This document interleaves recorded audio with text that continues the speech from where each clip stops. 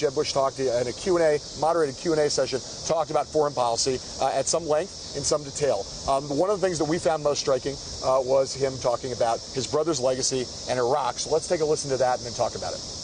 But isn't it also the case that had we not invaded Iraq in the first place, we wouldn't be dealing with this ISIS problem? Look, who knows? I mean, that's just such a complicated hypothetical. Who knows? I can't answer that. I'll tell you, though, that taking out Saddam Hussein turned out to be a pretty good deal. And the surge put aside the need, faulty intelligence, the lack of a commitment to a secure Iraq at the beginning, which would have been helpful. Put that aside. I've been critical, and I think people have every right to be critical of decisions that were made. In 2009, Iraq was fragile but secure. Mission was accomplished in the way that there was security there, and it was because of the heroic efforts of the men and women in the United States military that it was so. And that is a fact. Now, I'm not a big fan of gotchas and pulling things out of context, but that was a discussion of Iraq and his brother, and he did use that phrase, mission accomplished, in the middle of there. I think that might leave a mark. Yeah, Democrats are already jumping on what he said, although I haven't seen anybody yet highlight the mission accomplished part. Yeah. But they're already saying he's yoking himself to his brother, he's being an apologist. I actually thought he was as strong today as I've seen him in talking about, in a nuanced way, the mistakes that were made, what he supports, what he doesn't. It's an impossible case to make because the fact is the last Republican president who engaged in an unpopular war was his brother. But I thought today he was confident and he said what he really believes about every issue in a non-stuttering way. The mission accomplished thing, though, I'm sure he wished he hadn't said. I think tonally you're right. I think substantively, I think on the substance he's going to get picked apart for saying things like, the provisional agreement should have been renegotiated when in fact that was his brother's. The exit in 2011 was an agreement that his brother's administration struck. People were going to pick apart the facts that he used. But I think just in terms of not sounding like queasy, like he was about to vomit in the middle of an answer about his brother's legacy, he did better tonally. Still a deck of cards to play, a hand to play rather. All right. Jeb Bush was also asked about civil liberties, national security, and enhanced interrogation techniques during the forum. Let's listen to that. I believe that it was a mistake to repeal the metadata provisions of the Patriot Act, which took place this last year.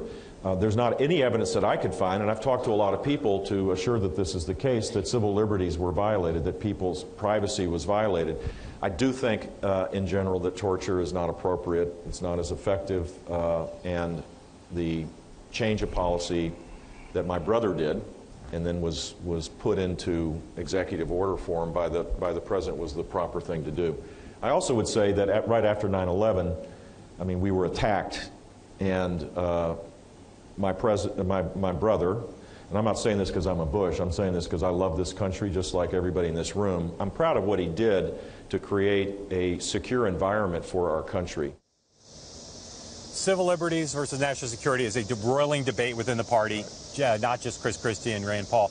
This is another case. That answer symbolizes that he is the adult in the room. That is a nuanced, center-right position on how to balance these things that I think if that is what he's selling, I don't know if the voters will buy it in the end, but that is what he's selling, nuance on these complicated issues. Well, right now, Rand Paul, who's the most extreme exponent of the opposite position, is not getting much traction. So it doesn't seem like there's that big a market in the Republican Party right now. We know there's some libertarian part of the party that's upset about this, but I think he's safer ground taking this position than he would have been if Rand Paul had caught fire. Yeah, no question, but he talked about civil liberties like something that he truly values, right? Not the way Chris Christie has taken to doing it, which is like throw all civil liberties out the window.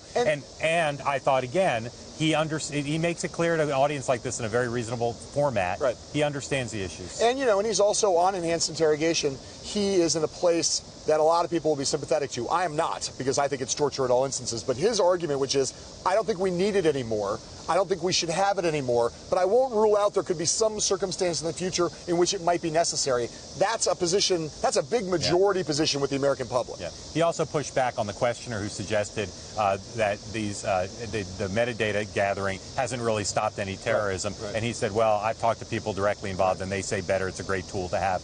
I do think that if he ends up running against Hillary Clinton, he's going to have a very tough time, or not tough time, but it'll be a challenge for him because she knows a lot. There's no one in the Republican field right now, with the exception of Lindsey Graham, who I think can stand toe-to-toe to him on this stuff because he's studied hard. But it's not clear to me that he and Hillary Clinton will be in different positions on that substantively, and so that might not be a big issue between the two of them because she's not a civil libertarian dove on those issues.